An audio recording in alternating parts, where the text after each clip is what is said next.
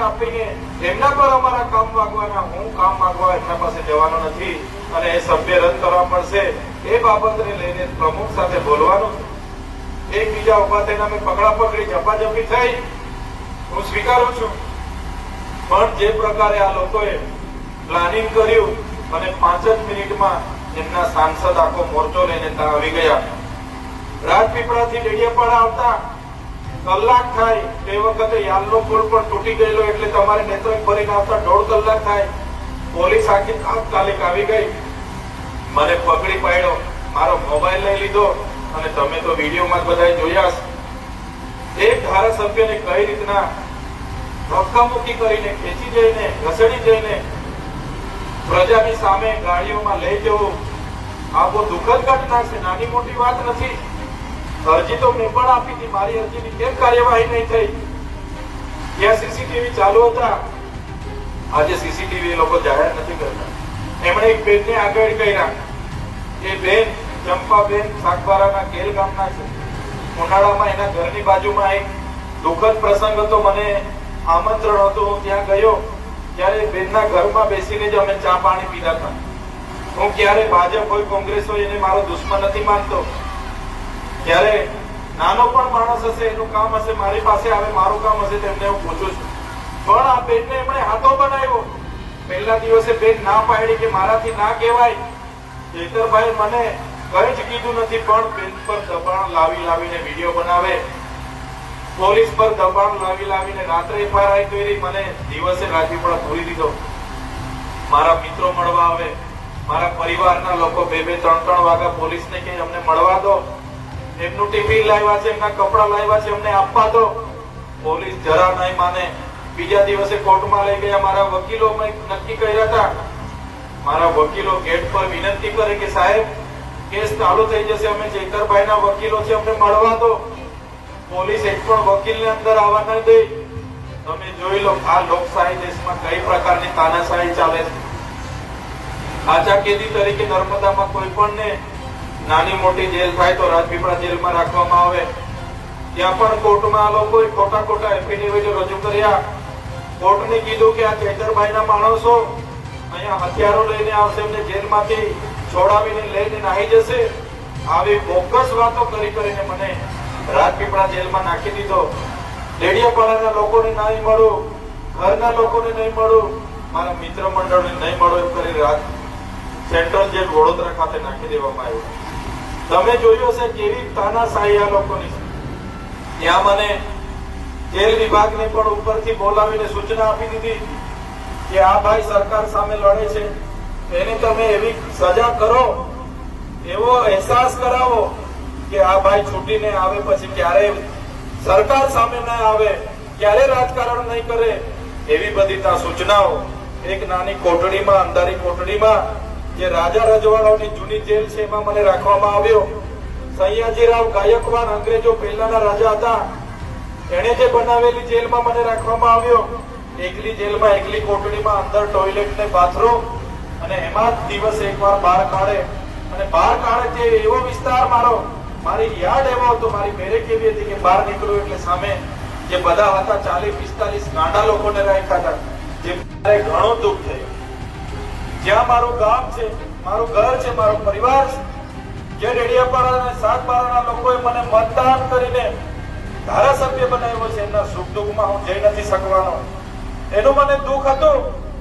પણ ઉપરવાળાએ જોયું, તમારી બધાની ચિંતા, તમારી બધાની પ્રાર્થના, તમારી બધાની લાગણી મારી સાથે હશે, ત્યારે નવો ચિકદા તાલુકો બન્યો, અને એ ચિકદા તાલુકો બનતાની સાથે આજે તમારી વચ્ચે હું આવીને ઉભો રહ્યો। બાકી મને પરવાનગી નહોતી, આજે પણ મારો પરિવાર મારા ઘરે રહી છે, મારા ગામમાં જવા માટે પરવાનગી નથી, પણ ચિકદા તાલુકો અસ્તિત્વમાં આવ્યો ત્યારે આજે આ અવસર મળ્યો મને કે તમારી વચ્ચે હું ઉપસ્થિત થયો છું। ભાઈઓ અને બહેનો, આ સરકાર એક ધારાસભ્ય તરીકે તમે મને ચૂંટીને ગાંધીનગર મોકલ્યો છે, છતાં આવી બધી આપખુદશાહી મારી સાથે કરે છે।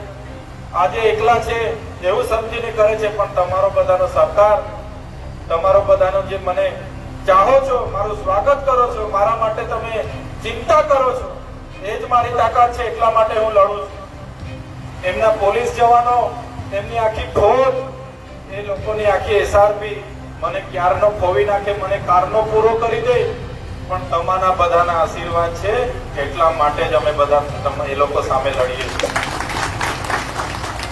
એ લોકોને થોડા દિવસ પહેલા નાંદોદમાં હતા, નાંદોદમાં જયારે સ્ટેજ પર હતા ત્યારે ત્યાંના વડીલો, એક 75 વર્ષના વડીલ, એ મને જોઈને એના આંખોમાંથી આંસુને ભાષણ કરતા કરતા રડે. ખૂબ વિદ્વાન વડીલ હતા. એ રડે કે ચૈતરભાઈ આજે તમે અમારી વચ્ચે આવી ગયા છો, પણ મને કે તમે ચૈતરભાઈ હવે કઈ બોલતા નહીં, સરકાર સામે કઈ બોલવાનું નહીં, તમને આજે ડેડિયાપાડામાંથી કાઢી નાખ્યા છે, કાલે ઉઠીને તમે અહીંયા રહેતા છો રાજપીપળા, તમે કઈ બોલશો ને રાજપીપળામાંથી કાઢી નાખશે તો અમે ક્યાં જઈશું? ત્યારે મેં એ વડીલને કીધું, મને ડેડિયાપાડામાં કાંથી કાઢી નાખ્યા લોકોએ, કાલે ઉઠીને નર્મદા જિલ્લામાંથી કાઢી નાખશે, પણ વડીલ તમે ચિંતા નહીં કરતા, અમે તો લોકોના દિલમાં રહીએ છીએ એટલે ત્યાંથી તો નથી કાઢી દેવાના ને. ત્યાંથી કોઈ તાકાત નથી કે એ લોકો તમારા મનમાંથી મને કાઢી નાખે.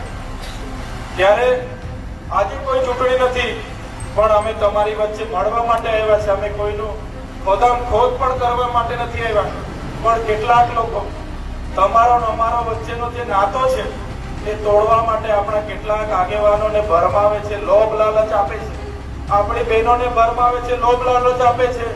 ભાઈ અમારે ટીલીપાડા સાથે તો એવો નાતો છે, આજે પણ મારી માતા બહેનો મને છોકરો તરીકે માને છે, આજે પણ મારી કેટલીક બહેનો મને ભાઈ તરીકે માને છે, આજે પણ કેટલાક મિત્રો મને ભાઈબંધ તરીકે માને છે. તમે ગમે તેટલું કરશો, ટીલીપાડા માટે ચૈતર વસાવા રાતે 12 વાગે પણ આવીને ઉભો થઈ જશે. કોઈ પણ આગેવાન આવીને મારી આંગણે ઉભો રહેશે, કોઈ ચિંતા નથી કરવાની, મારાથી થતા પ્રયાસો કરાવી દેશે. કેટલાક નેતાઓ અહીંયા આવીને કહે છે કે ભાઈ ચૈતર વસાવા હાય હાય કરો, મીડિયામાં આપે કે ભાઈ ચૈતર વસાવાના ગામમાં હાય હાય થઈ ગયું. ચૈતર વસાવાનો હાય હાય થવાથી અમારા લોકોનો ઉદ્ધાર થતો હોય તો મેં તો કેમ છું, તમે રોજે જ મારા નામની હાય હાય કરો. જો મારા હાય હાય કરવાથી મારા બાળકોને સારા શિક્ષણ મળતું હોય, જો મારી હાય હાય કરવાથી મારા વિસ્તારના લોકોને નર્મદાનું પાણી મળતું હોય, મારી હાય હાય કરવાથી મારા વિદ્યાર્થીઓને સ્કોલરશીપ મળતી હોય, મારું હાય હાય કરવાથી મારા ખેડૂતોને ન્યાય મળતો હોય, તો હજુ પણ મારી હાય હાય કરો, મને કોઈ વાંધો નથી. જો મારે હાય હાય કરવાથી અમારા લોકોને તમે બધી સુવિધા આપી દેવાના હોય તો મારી હાય હાય કરો. હું તો નાનો માણસ છું, મને કઈ ફેર પડે નહીં, પણ મારી હાય હાય કરવાથી કોઈને કોઈ ફાયદો થવાનો નથી. હું તો સીધો સાણો માણસ છું. રાતે પણ તમારી જરૂર પડશે તો આ ચૈતરભાઈ તમારે ત્યાં આવીને ઉભો રહેશે. એ જ વાત કરવા માટે તમારી વચ્ચે હું આવ્યો છું.